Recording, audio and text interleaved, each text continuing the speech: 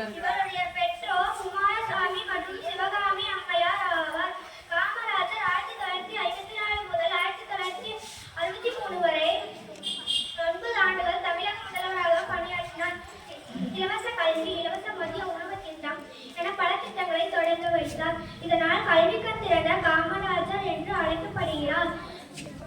கற்கை நன்றே பிச்சை போடும் கற்கை நன்றே என்று கூறியவர் ஔவையார்.